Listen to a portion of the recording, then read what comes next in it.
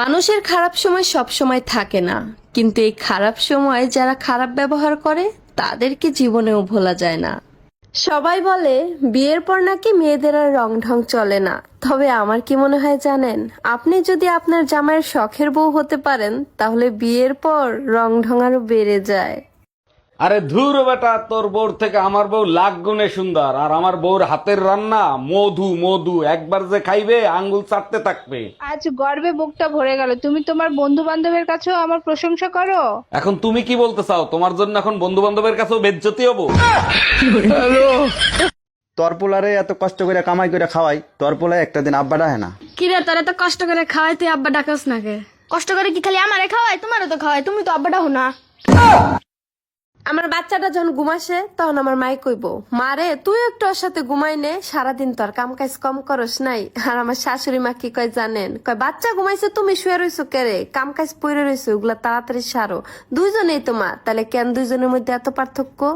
শোনো বোন, শ্বশুর বাড়িতে তুমি যত ভালো করে রান্না বান্না করো না কেন কোনো লাভ নাই, কারণ শ্বশুর বাড়িতে সেরা রাঁধুনি হচ্ছে তোমার শাশুড়ি, আর নোবেল খ্যাত বাবুর্চি হচ্ছে তোমার ননদিনী। তাই যত ভালো করে রান্না করো না কেন বোন, কোনো নাম হইব না। আর আব্বা আম্মারে কথা কথা খোঁড়া দেয়, তুই এখনো পৃথিবী দেখোস নাই, তুই কিছু বুঝোস না। তো পৃথিবী দেখতে দিলে নাই বুঝতাম, আনারে তো আর কোনো দিকে যাই না, পারমিশনও দিতে আসে না। সামান্য যদি কয় আই যাই আর বান্ধবীর বাসা থাকুম কেন, আর গরো লগে লগে স্টেজ জলসা মোমেন্ট শুরু হয়ে যায়। ধুমটানা না ধুমটানা না ধুমটানা না, লাগছেন কে এত করে মরার সংবাদ দিছে। তো আবার আর কয় তুই এখনো পৃথিবী দেখোস নাই। গতাই 12 নেলাই পারমিশন ল নেলাই 3 ঘন্টা যে মাইয়ারে কান্দন লাগে, হে মাইয়া বলে পৃথিবী দেখবো। শব্দ সার যা করি সব আর দোষ, না দেখলেও দোষ, দেখলেও দোষ, বাইরে গেলেও দোষ, না বাইরে গেলেও দোষ, জন্ম লইছি এটাই মেইন দোষ। আর